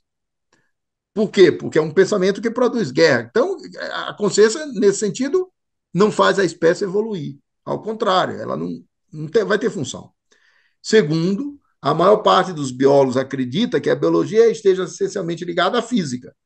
Mas, recentemente, a própria física, sob a pressão de fortes dados experimentais, abandonou o determinismo estrito, que é o determinismo materialista, e cedeu espaço para uma ocasional escolha. Né? Esse é praticamente o último. Isso aqui é Darwin, gente. Isso aqui é Darwin, é a evolução contínua. Olha que interessante. 6 a 7 milhões de anos atrás, esse era o crânio da espécie que nos antecedeu, algum tipo de Australopithecus. Aí está aqui, ó, o nome dele. O último é o Sapiens, está em latim, tá? Esse nome aqui é difícil de ser dito, e isso é latim. Não é inglês, não, isso é latim. Sahelanthropus, enfim. Aí depois já vem o Australopithecus africanos, depois o Homo erectus, depois o Homo neandertal, homem de Neandertal, Homo neandertalense, e finalmente o Homo sapiens. Olha só, esse aqui já existia há 6 a 7 milhões de anos. Aí o próximo, 2,5 milhões de anos atrás, Australopithecus africanos, já mudou o crânio, tá vendo? Aí depois aparece, em 2 milhões de anos atrás, o Homo erectus. Agora já temos o erecto. Antes não é o erecto, é um primata evoluindo ainda não erecto. E, portanto, não bípede. Depois aparece o Homo de Neandertal, que é o nosso primo. E aqui os números são muito hipotéticos. Fala-se que a nossa espécie tem 100 mil anos, outros têm 150 mil, aqui tem 30 mil anos atrás. 50 mil anos você tem o Homo de Neandertal. O Sapiens sai da África e encontra o Homem de Neandertal na Europa. Mas percebe que, de repente, em 1 milhão de anos, forma-se o Sapiens. É a bagatela contemporânea. Pode passar, que eu acho que terminou, e vamos para as perguntas. Então, gente, essa primeira aula, ela é, assim, do ponto de vista espiritual, um pouco interessante, porque ela só aponta os problemas. E, de propósito, eu trouxe problemas, lacunas e contradições, porque nas próximas aulas é que vai ficar interessante, porque a gente vai trazer o elemento da chamada o diálogo entre biologia molecular com biologia criativa, com evolução criativa, com ecologias cognitivas, com espiritualidade, com saltos evolucionários. Mas esses foram os problemas que eu catei para vocês aí. Agora eu estou aberto a qualquer questão que queiram fazer à disposição. Obrigada, Denizar de Souza. O ICEB agradece muito mais uma presença sua, do seu intelecto investigativo e profundo e desafiador, como você acabou de nos trazer. Estamos abastecidos de problemas, de perguntas, mas sabemos que você trará as respostas adequadamente. Por enquanto, vivemos as perguntas.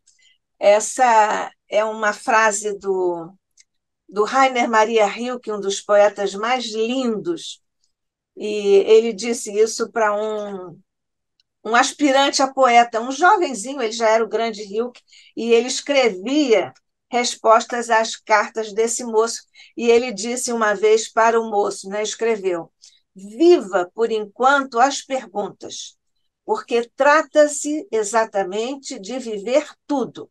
Quem sabe um dia você estará preparado para viver as respostas. O nosso dia para viver as suas respostas vão chegar nos próximos encontros nossos, nos próximos 3 encontros mensais. Então, o ICEB, evidentemente, está mais uma vez muito agradecido pela altura, pela profundidade, pela extensão das suas pesquisas, do seu tema e dos seus temas de um modo geral. Agradecemos muito. Nós vamos fazer só um pequeno registro, só por uma questão de digitação, a homeostase saiu com um Dzinho no final D, né? Você viu, né? Só para quem está nos ouvindo, para ficar com essa informação básica que, evidentemente, todo mundo percebeu. Pelo seu último, nós não temos aqui nenhuma pergunta do YouTube, mas nós temos uma participação do nosso querido expositor, Fabiano Pereira Nunes, que ele diz: boa noite a todos, Deus abençoe toda a família ICEB. Obrigada, Fabiano. Fabiano também estará conosco aqui, acho que na próxima semana. Bem, então, todos os exemplos que você acabou de dar, Denizar, você citou o Alzheimer e tudo, pelos seus exemplos, só há genes que explicam a disfunção, é isso?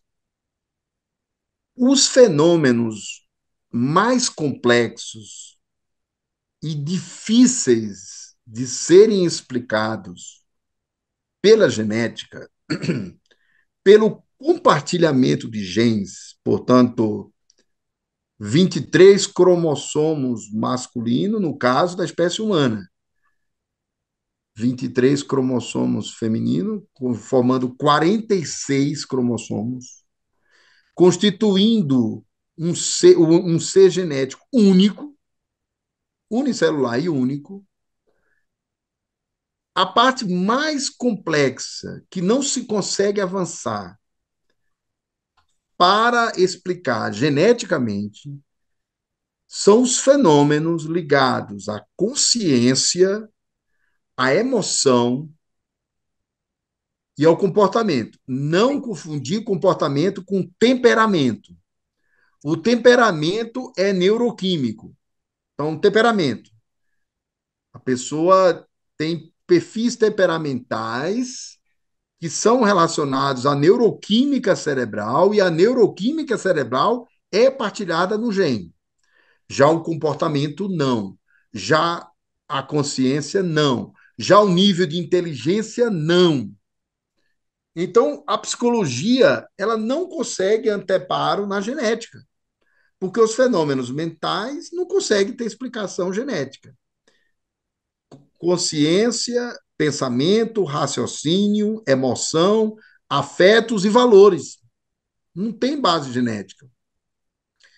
Então, com isso, eu estou dizendo que existem disfunções neurológicas, existem doenças neurodegenerativas, Alzheimer e Parkinson, por exemplo, diabetes e outros, que têm base hereditária, que você encontra no gene o compartilhamento genético. Já os fenômenos subjetivos ligados à individuação, à personalidade, à consciência, às emoções, os afetos e valores não conseguem ser compartilhados geneticamente. Aí a pergunta que eu faço ao biólogo darwinista, aquele que não trabalha com a ideia da alma. A evolução biológica, ela gerou uma espécie que é portadora de consciência. Essa espécie chama-se sapiens.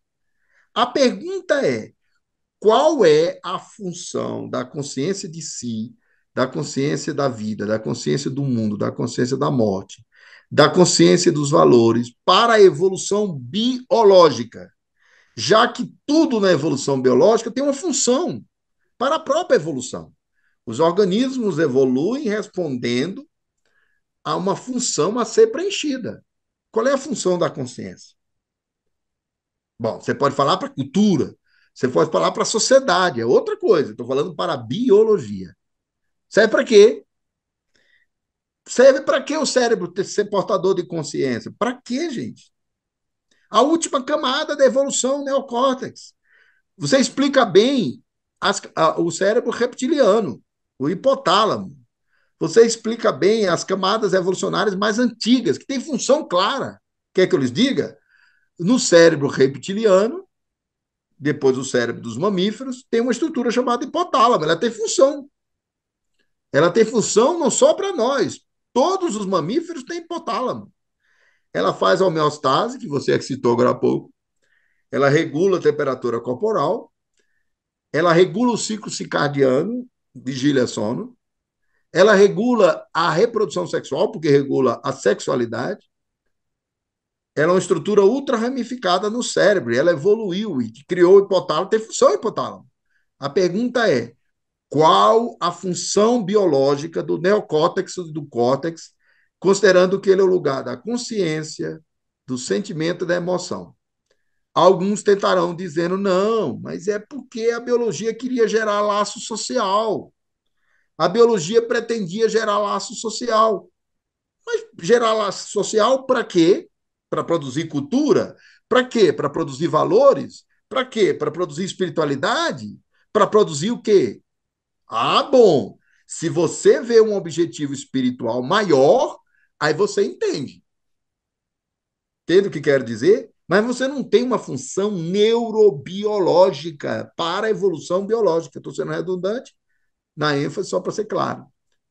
Você não sabe para que serve a consciência. O contrário, se você pensar friamente, a consciência não sapiens, por que nós somos tão complicados, gente? Para não ficar só em biologia, vamos falar agora de problemas humanos. Você sabe por que nós somos complexos? Porque nós somos um adolescente evolucionário. O primata é ancestral, é antigo e resolvido. Vê a vida dos primatas e a nossa. Se reproduz, cuida de seus filhotes, tem instinto gregário, vive bem nas florestas, desde que o homem não faça nada com eles, estão ótimos. Muito bem, obrigado, porque eles não têm o córtex que nós temos, porque eles são antigos e consolidados. Sabe o que nós somos? Uma espécie que tem 100 mil anos, há 100 mil anos estávamos prontos, 1 milhão de anos de bacatela, nós somos um elo perdido. A gente não é nem um ser de consciência plena e nem somos macacos mais. É um meio Não somos nem macaco. criança nem adulto, é isso. Acabou, acabou, é isso aí. Nem criança muito bem resolvida e nem adulto que deveria ser bem resolvido. Está no meio termo. E é por isso que eu estou começando a acreditar que, e aí agora eu vou me permitir um questionamento, ninguém espere o planeta de regeneração tão rapidamente assim. Vai demorar, porque talvez demande até alterações neurofisiológicas, neuroanatômicas e cerebrais. O nosso córtex talvez ganhe uma outra camada. A chegada de espíritos mais evoluídos, quem sabe, mas vai demorar um pouco isso aí, viu? Eu acho que a turma se animou e achou que vai ser muito rápido. Não é. Vai demorar um pouco. E isso é o que? A discussão entre biologia e espiritualidade. É porque adolescentes somos ansiosos. Queremos Ansiosos. tudo rápido, é por isso. E é muito Então vai feliz demorar a um sua pouco. expressão, adolescentes evolucionários, muito feliz, muito bom. Nós estamos assim passados do tempo, eu não Tá certo. resisto, não vou poder fazer todas as perguntinhas que ficaram para mim, Claro. só fazer, diga, Não, eu só ia dizer que a professora Rosa, que é nossa doutora em biologia, tem que ela falar. vai falar, ela vai falar, ela vai Eu quero falar. ouvi-la. Eu também. É, eu queria só fazer aqui um registro, porque você citou o nosso amadíssimo Edgar Morin, Sim. e no Paradoxo, né, do livro dele, ele fala sobre o que a física quântica fala sobre o elemento zero na evolução, não é? Naquele coisa das batatas e tudo, ou o macaco 100, não é isso? Essa coisa. Existem mais outras questões, mas nós agora vamos ouvir aqui, não podemos perder a oportunidade da doutora em genética estando aqui conosco. Rosa, Ó, na realidade, é assim, o professor Denizar disse que ele agora vai desenvolver esse estudo, né, para as próximas. Mas com certeza a gente já sabe que a consciência, ela não tem uma herança genética. Você não tem uma regulação para a diferenciação da consciência, né? O máximo que a gente tem é na liberação das moléculas da emoção, dos neuropeptídeos, do sistema hormonal. Isso tudo você tem um controle genético. Mas existe algo mais que comanda essa própria diferenciação, né? Então, quando você tem um comportamento de estresse, não é o teu corpo que de repente vai produzir cortisol ou adrenalina. Quando você tem o estresse está no espírito.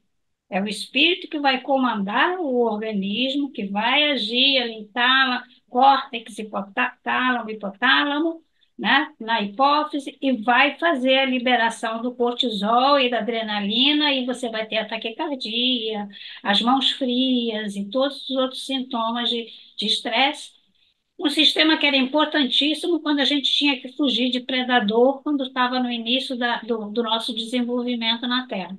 Porque aí a musculatura ficava tão ativa que você conseguia fugir dos predadores, né?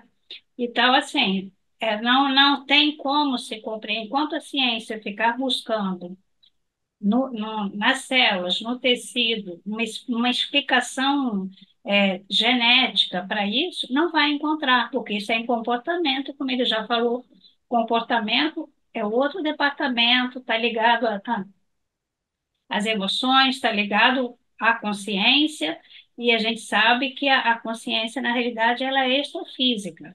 Você não consegue ver a consciência na neuroimagem.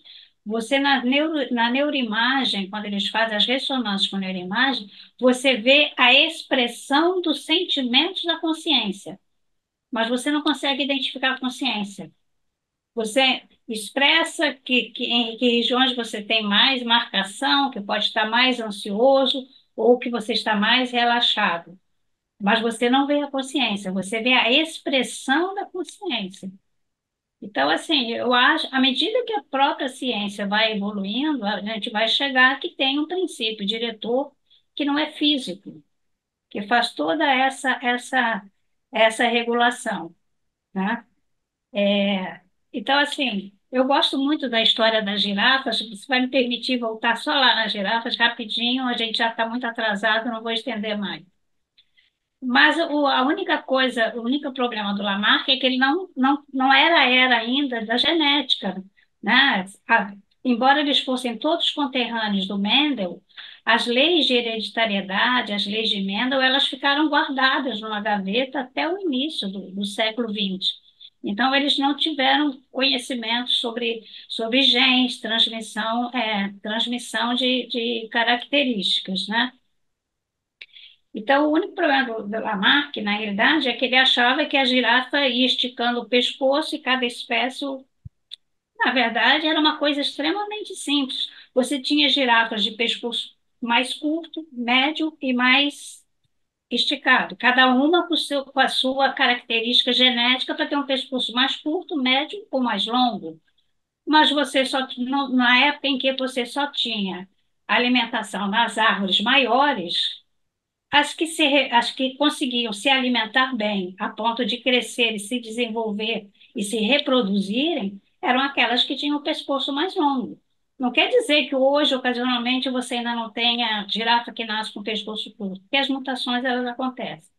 Mas a espécie que as girafas que sobreviveram foram aquelas que tinham características genéticas para ter um pescoço mais longo e a partir daí, mas ele, Lamarck não havia, quer dizer, é aquilo que eu falei, as leis da hereditariedade ficaram guardadas, escondidas lá no setor lá da igreja, até que um outro cientista, no início do século XX, as resgatou. E aí, então, é que elas passaram a ser de conhecimento público. Mas agora, em relação a isso, ao comportamento, com certeza, eu estou esperando as suas aulas ansiosamente, porque eu sei que você vai, já percebi que você vai caminhar para isso. Se você não coloca o princípio inteligente, fica um princípio diretor, muito difícil você explicar as próprias especiações. Porque você diz assim, não, é porque o homem veio do macaco, né? O cachorro atual vem né? Vem da mesma um grupo de felinos e vai, né? Só que fica faltando a gente lembrar que os princípios inteligentes chegaram na Terra e foram eles mesmos comandando a diferenciação dos seus grupos, né? Então, a gente tem os primatas, tudo bem, você tem os primatas com seus espíritos, e nós temos a humanidade que teve todo o seu estímulo desenvolvido por princípios inteligentes que iam habitar corpos humanos. E a gente foi evoluindo, né, em termos de corpo, até 100 a 150 mil anos atrás, como espíritos que segundo Kardec, alguns evoluíram desde o início no próprio planeta, mas com certeza a gente teve levas de espíritos que chegaram à Terra e foram trabalhando a preparação dos corpos para o Homo sapiens sapiens que somos nós até hoje. Agora, se a gente vai ter um Homo sapiens, sapiens, sapiens, não sei. Mas eu concordo plenamente com você, Denizade. Eu sempre falo isso. Eu sei que estipular uma data para o planeta de regeneração, eu sempre falo, esquece. Talvez daqui a 1000 anos, 2000 anos, eu não sei. Mas nós ainda estamos longe de um planeta de regeneração. É só a gente olhar as guerras, os atos de crueldade que ainda estão se acontecendo em guerras que a gente achou que nunca mais, não iria ver isso no século XXI. Então, estamos longe, concordo com você. Muito bom, professora. Pois é, Você mas vai nos ajudar demais aqui. Eu vou só fazer um pequeno comentário. O Dr. Hamid Kutzwami faz uma hipótese, né, no livro Evolução Criativa das Espécies. Aí ele fala de um super neocórtex. Por quê? porque existem funções da consciência, a nossa consciência continua ainda muito ligada ao pensamento. Então, a gente ocupa a nossa realidade humana muito básica e estruturalmente com pensamentos. Só que a gente não sabe, e pensamentos que apreendem a realidade através de conhecimentos. A gente não sabe o que é a intuição, por exemplo. O olhar para uma realidade e ver uma imagem, ver um todo. A compreensão de todos, que é um negócio muito complexo, que é uma operação intuitiva, né? A pessoa olha para uma realidade e vê um todo, e ela diz: eu vi um todo ali acontecer, eu vi uma coisa completa. Ela viu passado, presente e futuro. Isso é o quê? Isso é intuição. Isso não é mais isso não é mais da cronologia, isso é sincrônico. E o Jung fala disso, de uma percepção sincrônica, uma visão do todo. Ora, uma visão do todo talvez exija um córtex ainda mais aprimorado. Você não opera com pensamento, você opera com uma visão intuitiva, que é a chamada visão interior que a gente faz hoje, né? Isso era uma observação que eu queria dizer. O superneocórtex vai integrar a intuição, vai ter uma visão mais complexa e completa. Nós não sabemos o que são todos, gente.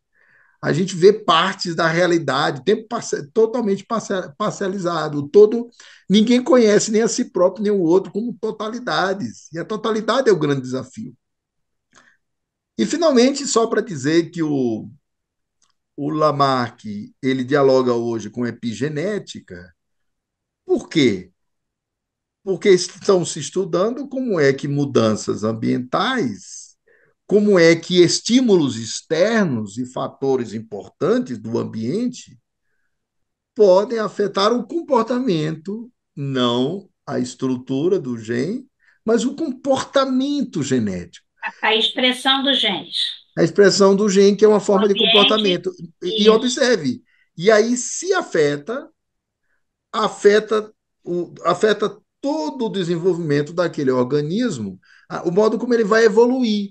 Porque, por exemplo, tem estudos de acompanhamento de crianças que nascem com uma determinada predisposição cerebral, digamos assim, um determinado comportamento cerebral, de temperamento, de comportamento neuroquímico, e depois a criança exposta a certos sofrimentos.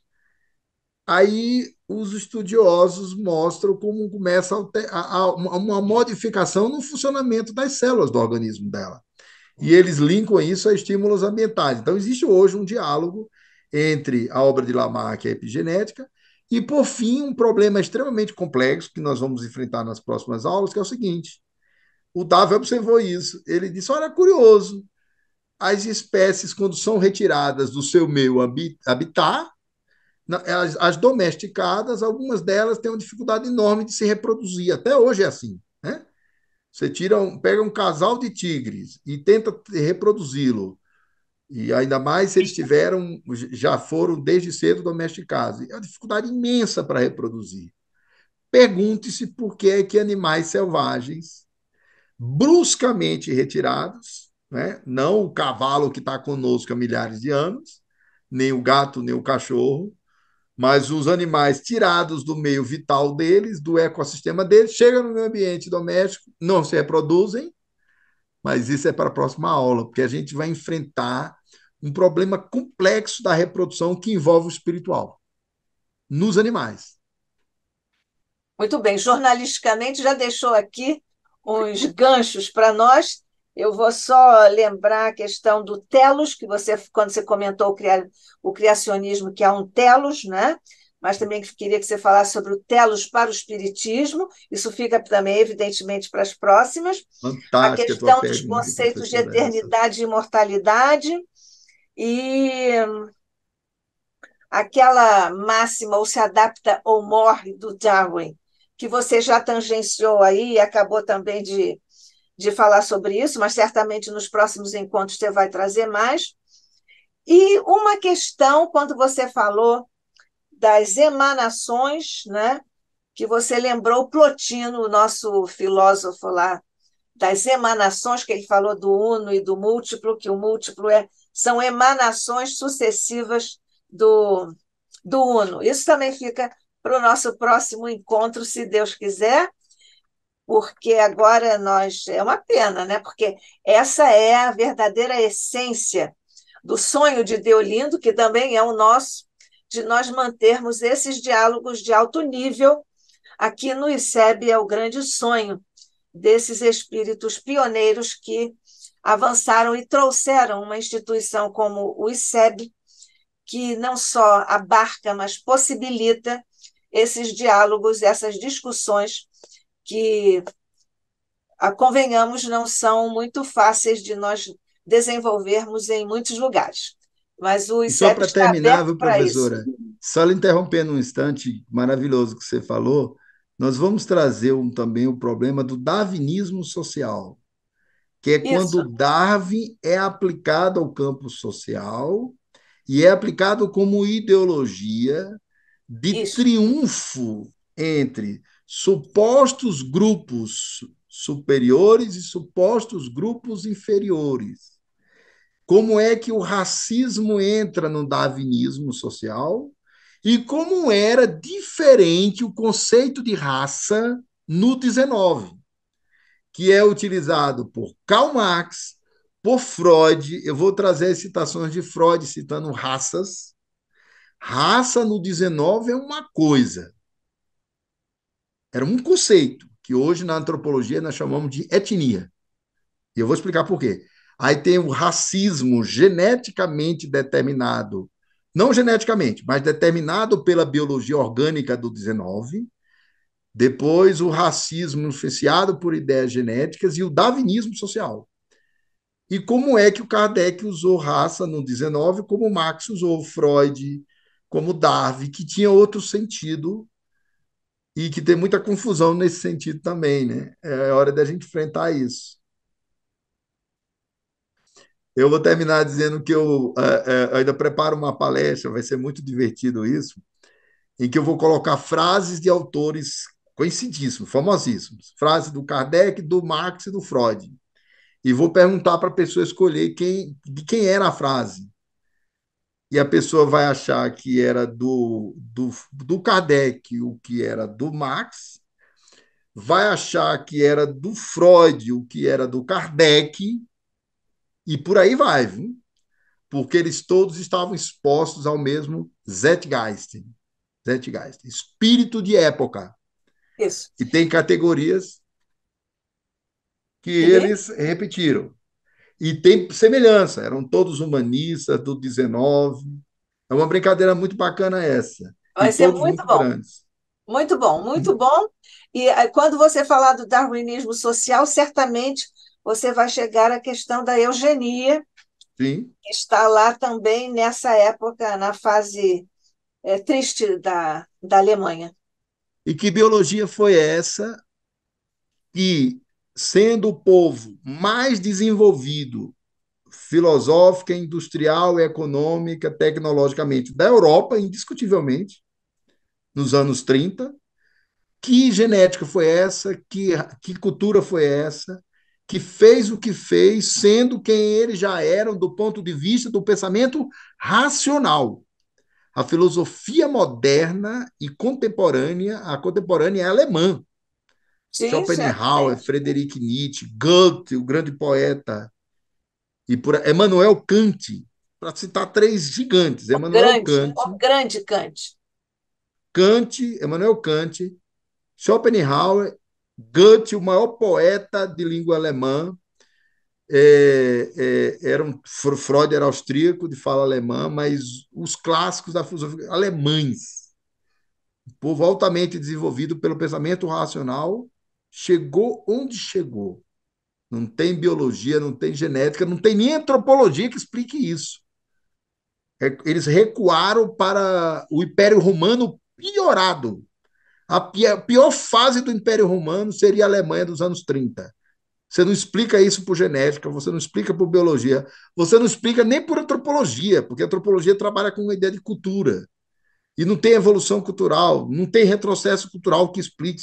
Você pira com um negócio desse. Então, como é que você explica isso? Aí Nos você entra no aguardar espiritual. as próximas atrações, né?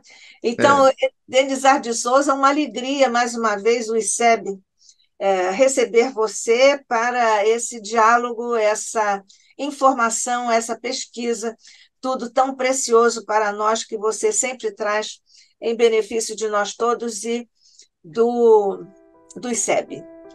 Que a paz de Jesus permaneça contigo, meu irmão, meu querido amigo, meu companheiro e nosso querido expositor do ICEB, e que juntos agora, mestre amado, nós te agradecemos profundamente pelas horas felizes com que tu nos reuniste aqui para o enlevo de nos aprofundarmos nas faculdades que nosso Pai Celestial nos ofereceu como espíritos imortais.